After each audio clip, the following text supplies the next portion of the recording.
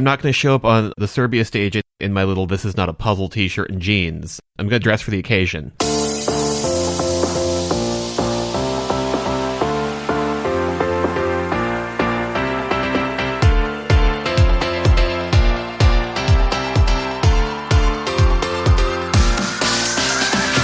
Hello, and welcome to the Euro What, episode number 185 for the week of March 6th, 2023. We are a pair of Americans trying to make sense of the Eurovision Song Contest. I'm Ben Smith, and I'm joined today by Mike McComb. Hey, Mike. Hello. In this episode, we'll be talking about song drops and another busy selection season weekend. The end is in sight, Mike. Good. I want my Saturdays back. It's been fun, and I enjoy it every year, but also, oh boy, I'm glad that we only have one more weekend of actual selections and then the every year game of chicken between Armenia and Azerbaijan over who gets to be last. Yeah, I don't know what it was about this weekend in particular that really kind of knocked it out of me, but the fact that this is the last one with new-ish stuff and next weekend is stuff that we've all seen because it's Sweden and Portugal. It's like easing out of this process, which I really need that. An easy Saturday to go out on. I'm looking forward to it. Going outside during the afternoon on Saturday. What a concept. But let's dive into the news. So we've had a bunch of selections, but we've also had some major logistical details for those of us who are trying to actually see these in the arena in Liverpool, because we now have ticket info. Unless you're listening to this episode while you're waiting in the queue, hello, I am also here. You're too late. You should really be concerned because they are going on sale on Tuesday at roughly 7 a.m. U.S. time, which thank you for not making me have to wake up at 3 in the morning and set 5 alarms in my house. You're missing out, Ben. Yeah. Yeah, it kind of reminds me of when Ukraine did last host. I believe that their ticket start time was also at an hour that could be described as godly. Unfortunately, in balancing that out, they are being sold by Ticketmaster, so happy Hunger Games to all of us. May the odds be in our favor. I'm so sorry for everyone that's going to have to deal with that. I mean, given that Ticketmaster's not been great, I don't know if that's been a worldwide issue or just particularly in the U.S. with Taylor Swift and Beyonce. But, I just like that they are now uniting all of the fandom armies. You have the Beyonce people, you have the Taylor Swift people, you have the BTS people, probably. And now you have the Euro fans. We are just going to burn them to the ground. Good luck, everybody. Yeah, good luck to Ticketmaster executives if y'all screw this up. Oh, no, I don't care about them. They made their bed. Elsewhere, Airbnb is offering a bonus for new hosts in Liverpool to provide space during Eurovision. I'm assuming it's just because all of the bands getting selected means there's fewer hotel rooms. There's that. I think there was a shortage of space regardless. And also, there's the whole coronation thing in the mix. I don't know how that's going to impact stuff. I keep forgetting about that. I was hoping to stop by London on my way to Liverpool and then looked at prices because the coronation was happening and laughed and booked alternate flights. If you are listening to this before tickets have gone on sale, we do have a link in the show notes. And again, good luck. Really mean that, because it is a bit of a fight. So, but also remember, there are the jury shows, there are the family shows. You can go see Eurovision without necessarily needing to be at the quote-unquote live shows. There are lots of other shows to go see. I highly recommend it, because then you get to watch the live shows at a bar or with friends, and you get to kind of relive the experience and compare and contrast the two. Like exactly. It's a lot of fun. Yeah, I guess we should start talking about some of the songs that will be presenting in Liverpool. Earlier last week, the Netherlands revealed their song by Mia Nikolai and Dion Cooper, and it's called Burning Daylight. I'm sorry, I'm just human, I'm losing myself while chasing highs. I'm burning daylight. I'm scared that I'm falling behind. I'm losing myself while chasing highs. I'm losing myself while chasing highs. I'm burning daylight. This one is co-written with Duncan Lawrence. Ben, what do you think of this one? It's fine. It's an okay song. It feels like very much a great song for the jury, so oops. I've been in sort of a party mood from Eurovision for the last couple years, but it's not what I'm looking for this year. I can really feel the Duncan Lawrence-ness of the track, and I just find him so boring. He's so boring, but it's just not for me. I understand that people really, really, really like Arcade, so this is just my own thing. I think it holds up to the Netherlands' recent standard of excellence. Like, they've made some very good choices On the other hand, I don't fully understand why this song exists as a duet between two voices. I need to hear a live version of this before I can really make any sort of firm opinions, because listening to the studio track, it is very well produced to the point where it feels glossy, and I just can't hang on to it. Like it is not sticky at all in my mind. Maybe seeing them performing, hearing what the harmonies are actually going to sound like will help cement that a little bit. But I listened to all of these songs before we recorded today, and this one immediately escaped my head. Saying that this has a sheen to it is right. I would love to see it with a little bit of grit in the mix. It's very nice. It can probably be staged very well, but it's not sticking with me. At least it does have the point of distinction of not being a band and being a duet. So that's going to separate it from a lot of the solo singers, all Yes. two of them. No, I think I sent you a graphic over the weekend of making the Too Many Cooks logo Too Many Bands, because, oh boy. Yeah, really, there aren't that many bands in this week's episode. I'm scrolling through just to make sure that that statement is true, and it is. Yeah, there's only one band that we're talking about this week. We'll circle back to it once we get into the review season. But at the moment, it's not really doing anything for me. But that's also kind of how Netherlands works for me. Like, it took me a while to get into the Diepte last year, and I eventually came around. Also getting revealed this week was Cyprus's entry. Cyprus had already announced they had selected Andrew Lambrou, and this week they released his song, Break a Broken Heart.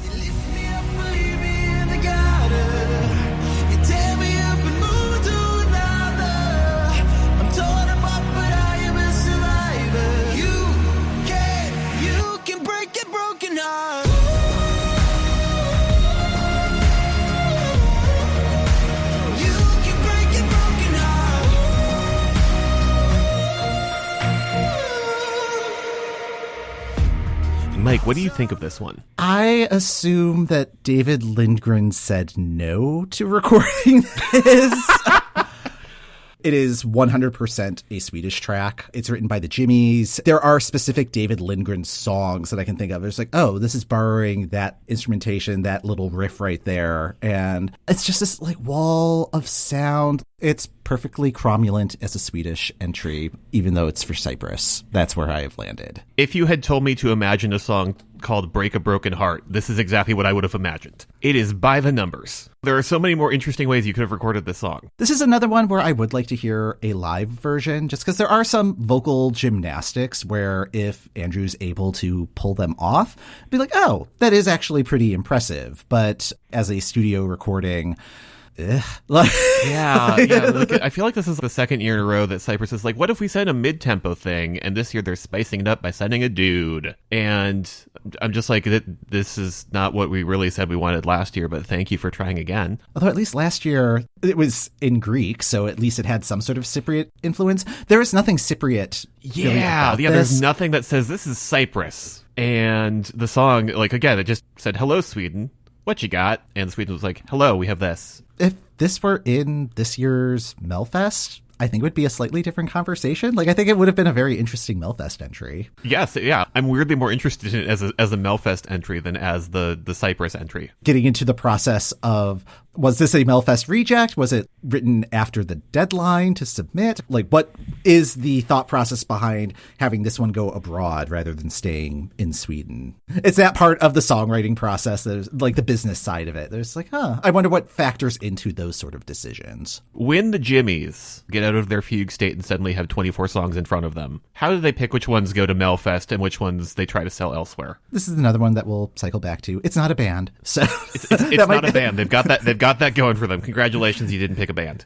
A country that did pick a band was Germany. They had their national selection, Unser Lied für Liverpool, on Friday. We love a Friday final. It was a final that was supposed to have 9 participants. One of the participants was sick and wasn't even able to record a backup at rehearsal. Like, she missed all of the available recording times. So 8 people ultimately competed. The winner of the set was Lord of the Lost with Blood and Glitter. Sweet and bitter, we're so happy we could die. Blood and glitter, sweet and bitter, we're so happy we could die. Blood and glitter, Satan sinner, we do fall before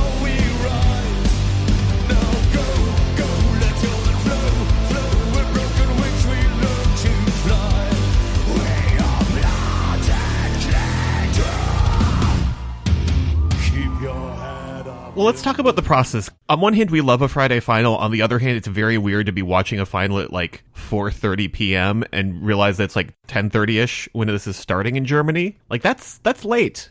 Yeah, although one of the songs had several F-bombs in it, so I can kind of understand why it had to be a little bit later. It was weirdly refreshing to hear some F-bombs at a Eurovision final, though. The mood in the room was just kind of weird. Like, Barbara's great. They should write a song for Barbara, because she loves this. She'd be a great ambassador of Germany and music. Every time it would catch people in the room, there was a lot of just sort of, I'm just here so I don't get fined faces. There was not palpable enthusiasm in the room, except for one entrant. Yeah, except for Ike Hoofgold and Song mit gute Text, which that was the TikTok winner, and oh boy, I went on a weird roller coaster of emotions going, oh no, this is going to win, and then being like, wait a minute, there's jury, and then just sort of watching the performance and just seeing that the enthusiastic section of the room was all wearing Ike wigs and going, oh no. It really set a very uncomfortable mood in watching the final, and like also on Twitter, because like nobody was enthusiastic about this entry. I think it is kind of a Dustin the Turkey type entry. Yeah. And I feel like we are due for one of those. It's been a minute since there's been an entry like that. And I think Germany is the prime candidate to deliver an entry like that, just given what their track record has been the last few years. But yeah, what's his first name pronounced? Is it Ika? Ika?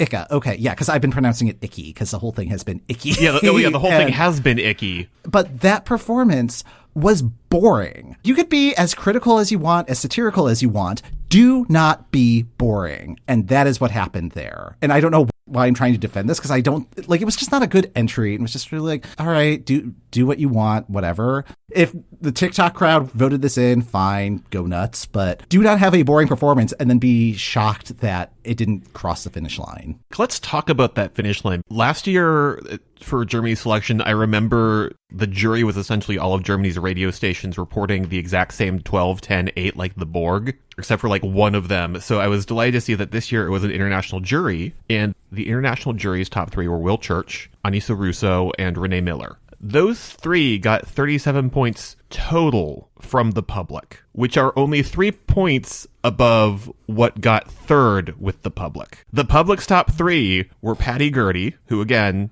got 34 points, Ike Hoofgold, who got over 100 points, and Lord of the Lost, who got somewhere, I want to say, around 189 points.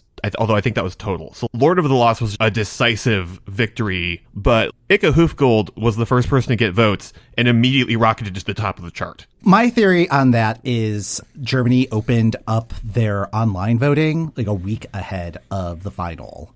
Of the 8 contestants, I think Lord of the Lost and Ike Hoofgold are probably the ones with online fan bases, particularly rabid online fan bases. The other entries, they're just really bland. I can't imagine them having an army of supporters behind them on Twitter and TikTok and wherever. I was still fully expecting Will Church to triumph by a couple points. I'm kind of delighted that Germany picked something that's not just sort of the same sort of thing they've been sending for the last few years. But also, Blood and Glitter kind of just leaves me cold. I think part of it is it's just a style of hard rock that I'm not really into. So like it's having to get over that. I'm also thinking about it from the perspective of even 5 years ago, a song like that would not be able to get into the grand final without it being either a host entry or a Big Five entry. And I think that has changed. I mean, like just based on the variety of bands that are competing this year, it's like, oh, yeah, I think this song probably could have gotten to the final, or it might not have gotten into the final just because there are just so many other related options. And it's like, okay, does this one rise above all that? But yeah, I mean, it's nice as a reminder of how tastes at Eurovision have changed in the last 5 years, and what can be successful at the contest has changed. Agreed. This particular entry, in my notes, I just have girl, I guess. So yeah, like it's very much in the vein of Hard Rock Hallelujah, but it doesn't really elevate beyond that for me. And like it has like 2 hooks and it keeps hitting them, and it needs a third one. There's a thesis in there somewhere. It just needs to get sussed out a little bit. Maybe the stage performance will be able to help elevate that or expand on it in a little, in a more helpful way. I thought the stage performance in Germany was fine. Really, like this one should have won because it was the best option out of the 8 that were presented. How that's going to translate to a larger competition remains to be seen. I don't think I can add anything beyond that. This particular vein of hard rock, this is what it always does at Eurovision, and it's not really doing anything new, but they have time to figure out if they can add something new. I think they can. They are an established band with some pretty strong bona fides. I think, was it Iron Maiden that they've toured with? Something like that. Yeah, like they've got credentials. This is not their first rodeo. Right. We got into the meat of things on Saturday, and starting out earlier in the day than usual, Moldova. Although Moldova definitely started earlier in the day, but it also ended pretty early in the day for me just because the stream was not in the mood. I had an appointment Saturday morning, so I knew I was going to be late coming into Moldova. Moldova TV has the time in the lower right corner. And when I logged onto YouTube and saw that the image on the screen was 7 minutes behind what the actual time was, it's like, oh no, this is not good. And then I got your Slack message. And it's like, I'm giving up on this. It's like, oh no, yeah. Moldova, what happened? Because I went to the YouTube stream as well because I've just from previous years known that the Moldova TV website cannot handle all of us descending on it at once. Awesome, there's a YouTube stream, but just like the YouTube stream would just stutter and stutter and stutter. I'm just like, I can't do this. It seemed like it was something that was centralized on the Moldovan side of things because like the Facebook stream had the exact same issue. I didn't try on the main website. I'm just going to have this on in the background. If it starts up, great. If it doesn't, well, Sweden starts at 1. Moldova's going to do fine. They had a bunch of good stuff in the mix. Mm-hmm. And also the exciting sponsors like Raw Boost Energy Drink. Somebody on Twitter made a graphic in the style of the artist announcements that we've been getting from the official Eurovision account for Raw Boost Energy Drink. And I had to like take a moment to wait, what? Yeah. Move out of the way, Moroccan oil. Ultimately, it came down to, on the jury side, a lot of names we've seen before from Moldova. Sunstroke Project, Aliona Moon, and Pasha Parfeni were the 8, 10, 12. Pasha was the winner, so Pasha Parfeni will be representing Moldova with Soarele și Luna.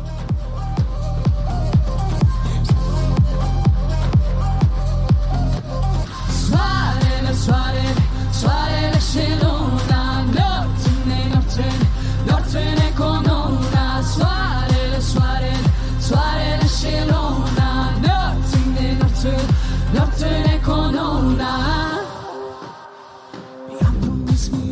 I have been deeply missing an ethno-banger this Eurovision season. I'm so glad that Moldova has kept up its reputation as the people who bring the party with that. Yeah, this one's an interesting one that I kind of want to sit with a little bit more. Like, I like it. It's kind of reminding me of Fulen, but for some reason there's a little bit more authenticity behind it, but I don't know why that would be the case. I feel like I need to figure that part of it out, but first impression, I like this one. I think Moldova made a good choice. Well, yeah, I think any of the people who have previously represented Moldova would have brought a good time.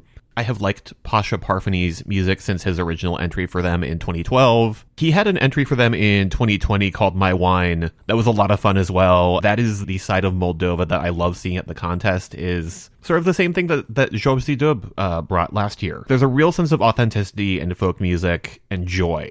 Although I agree that I kind of want to sit with this one a little bit because it's doing some of those same things, but also it's throwing some other sounds in the mix. But it's fun. Since you mentioned last year's participants, both Job Si Dub and Frati Advahov had interval acts. The brothers Advahov, they had like a whole orchestra with them. Like it was like a lot of stringed instruments and accordions. And that was such a fun performance. And then like all of the contestants were dancing around in a circle in front of the stage. And it was just like, oh, this was delightful. And I'm glad the stream was able to get in gear so that we were able to watch that. I do recommend seeking that out. You could tell that they just love music and they're so happy to do what they do. Along with Moldova, we had Serbia making their selection. They had a whole process this past week. It started out with 32 songs across 2 semifinals. Did you get to watch any of the semifinal stuff or did you just focus on the grand final piece? Having seen it in the notes, I sought out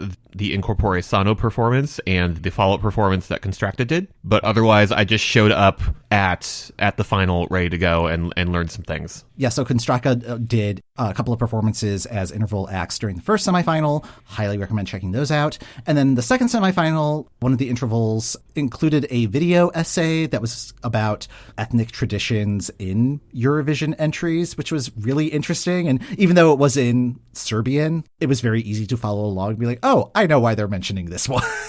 So that was great. And then it was followed by a medley featuring a lot of Serbian singers and past Eurovision contestants doing the greatest hits of Eurovision. Ethno-bangers, although Euphoria was in the mix there. I don't really consider that one to be an ethno-banger, but they did a folk remix of it, which was pretty cool. It was a fun remix of that. And it closed out with Trenulentul. So a lot of folklore and rock and roll happening on Saturday. Thinking about Moldova, it very much had like sort of what I think of as traditional music there. There was some wonderful Balkan brass throughout the final show, and I love the sound of that. There was a great variety in the final, which is pretty impressive given what their process is. I mean, you would think that it would kind of lean towards one particular genre, but I think the way that they split out the semifinals was interesting. It felt like the first night was kind of more on the ballady, slower tempo songs, and then the second semifinal was kind of more pop oriented. So I think that really allowed for the delightful mix that we got on Saturday. The jury selected as their top three Nadia, Luke Black, and Philip Ballos, whereas the televote selected Prince, Luke Black, and Gypsy, which means that Luke Black ended up winning, and he'll be going to Eurovision with the song Samo mi si spava. Game over.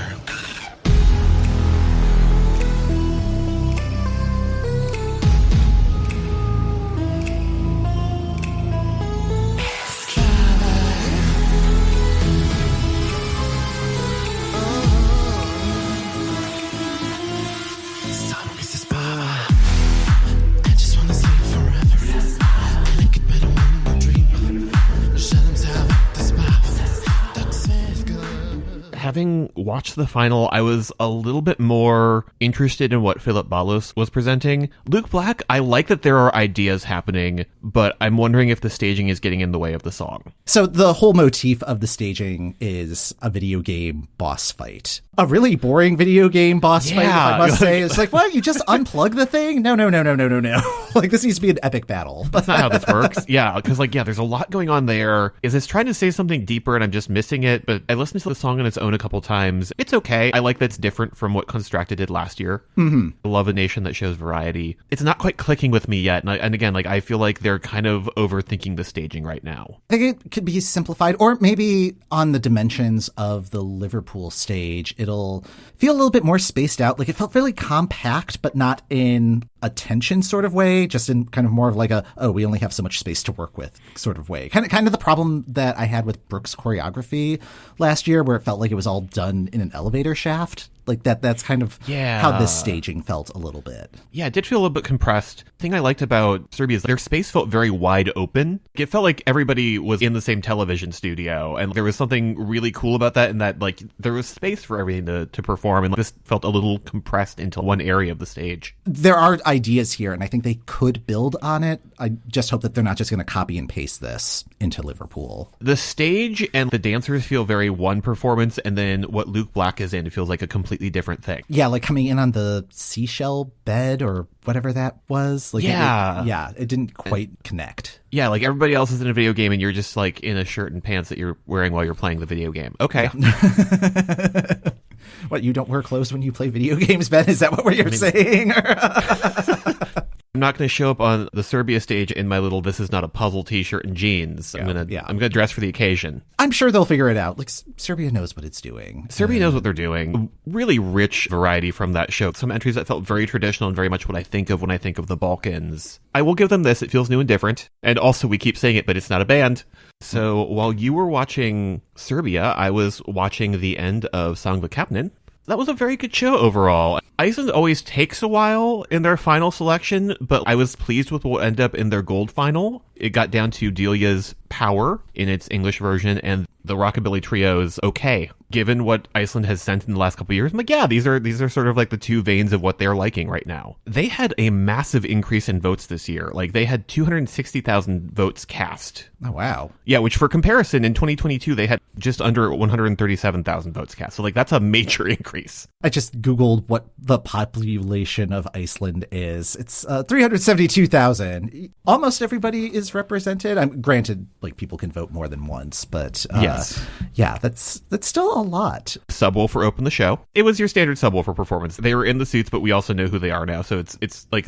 So, like, it's fine. We know it's them. Sister performed as one of the intervals. They did a new song that was very much in the vein of last year's entry, but then they did last year's entry in an electro remix. Oh. As someone who had been a fan of LNA's music before she was part of Sister, I've been wanting her to get back to that space, so it was cool to see them take the song to that direction. The winner in the end was Diljá and Power.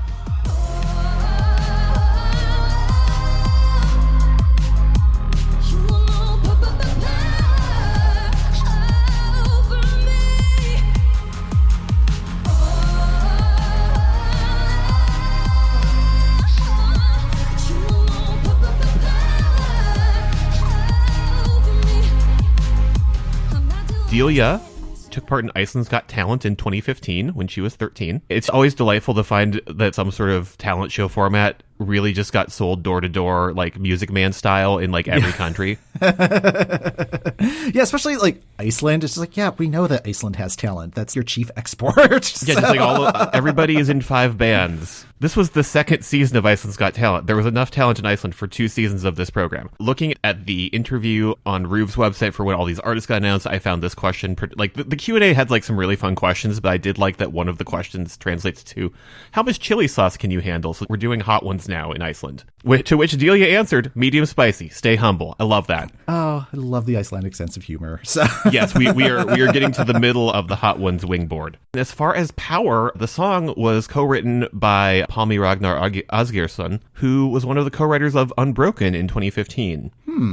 I like this better than Unbroken. Unbroken was basically the same verse for 3 minutes. Yeah, I like this one too. I think it was Scandi Pop compared it to late 90s Robin, which I really like that comparison. And I think that may also explain why I like this entry. I think of the set, this one is probably the one that I would have voted for. Yeah, I'm happy this one won. I agree. I like that late 90s Robin comparison. And I like her vocal tone throughout this. Like, that's what hooks me on this one, is because, like, the song itself, like, there are parts of it that feel very Eurovision by the numbers and feel like trends that have already sort of come and gone. It's not really dubstep, but the sort of drum and bassy breakdown that's happening. It's well sung, and there's this tone to her voice that I enjoy with this. The intervals were fun. The entire program just sort of had like a Sabado Gigante vibe. Oh, really? It's just like, they were, Diljá, as part of her background, has trained in like massage therapy. So it's like, here's the person on a massage table. And then Bragi, the one super Melfesty entry, that guy is a soccer player. It's like, hello, we have a soccer field backstage. Come shoot some goals. So just, you just really had no sense of what the contestants were going to be dragged over to do. And just in between that, they're just playing various Eurovision songs. There's a whole interval act that's the host singing a version of an ABBA song that's about Songvakeppnin. Okay. Why is there a version of Money, Money, Money that's somehow not Kroner, Kroner, Kroner? They're having a lot of fun, and there's something charmingly, Dude Point yesterday called it Party City, about the aesthetic of the Icelandic Eurovision selection. It's not public access, but it's like a polished step above public access, and I really like it a lot. A real good local news station. That's Ruv. Those were all of the selections that happened. The other shows that happened on Saturday included Sweden's Melfest. It was their semifinal of the 8 acts from the previous 4 heats that finished in 3rd and 4th place. Nordman won the semifinal, and in 2nd, 3rd, and 4th were Mariette, Kiana, and Theos. So all 4 of them will be advancing to next week's final. Sorry to anybody whose name is more than one word. Not really much to report. There was no stage invasion, so pretty quiet compared to last week. And yeah, I mean, these were all the same performances as in their previous weeks. If you saw those performances, I don't think you really missed much here, but we do have a full field of 12 for next week's show. Portugal also finished out their semifinal process. Advancing from this week were Edmundo Inácio, who was one of the public entries, and he's an alum of the Voice of Portugal. Barbara Tinoco, who competed in 2020. I love her entry this year. I think I'm rooting for her. Inês Apenas, who was another public entry. Evandro, who is an alum of Portuguese Idol. And Voodoo Marmalade, who are another public entry. So 4 out of the 5 entries that were selected from public submissions have made it to the final. And then the last wildcard spot went to Da Punk Sportif. They are a rock band, so good luck if you win. The final will be happening next Saturday with 13 acts competing, and that will be closing out the competitive parts of selection season. We do have a bunch of internals that'll be happening. Greece was supposed to happen on Monday, but due to the train accident that happened last week, out of respect, they have pushed back the announcement of the entry. There's also a very Eurovision-y reason for pushing it back, and it's that the entry is still in litigation because ERT's really goofy, overly transparent process of how they were doing the internal selection, the way that they were assigning points was just really weird. The second round of voting was based on the scoring metric, even though it didn't have the same number of entries. The whole thing sounds like a mess. Who knows? They have about a week and a half to figure this out. So good luck, Greece. Yes. They were so loud about, here's what our process is this year, and now they've stepped in it. You really made this much more difficult than it needed to be, and this is what happens when you do that. So, Opa. Yes. Coming up this week, anything can happen with the nations we don't know about, although we do know some of the anything that will happen this week. Switzerland is dropping as this episode drops. There are a few clips online out now. We'll find out what the full song sounds like, and we'll have more on that next week. Austria is dropping their song on Wednesday. Israel is dropping their song on Wednesday. Happy International Women's Day. Yeah, happy International Women's Day. We release songs. Hooray, women. Armenia and Azerbaijan are both in the pool. They are on top of the shoulders of somebody, and they are playing chicken, and sometime we will hear their entry. I like that visual. Yes. Please just push them in the pool. Just release the songs. Georgia, as we record, has said that their song is coming in the next few days. So again, just like at any point, surprise, it's International Women's Day. Happy International Women's Day from Georgia. Yeah. We'll catch up with it when it decides to emerge. Greece, as we've mentioned, will be happening at some point. And the UK, at any point. We may have heard it on Radio 1. We may have seen it on the Graham Norton Show. It could be anywhere. It could be you. Surprise! Surprise, it's me. Yeah, it's like Ed McMahon rises from a grave and knocks on your door and has a giant Publishers check. Clearinghouse arrives at my apartment, and instead of a large cardboard novelty check, it's just like, well, hope you're free that weekend. Yeah, I should have sent in all of those box tops. What if that was how they chose their entry one year? A live television special where we're outside someone's house and they don't know. That's going to do it for this episode of the Euro What. Thanks for listening. The Euro What podcast is hosted by Ben Smith. That's me, and Mike McComb. That's me. You can find show notes, our socials, and all the info you need about selection season for Eurovision 2023 on our website at eurowhat.com. If you'd like to help support the show and access a ton of bonus content, head over to patreon.com/EuroWhat. Next time on the Euro What, we wrap up selection season and check in with how preparations are going in Liverpool with our special guest, David Allwood.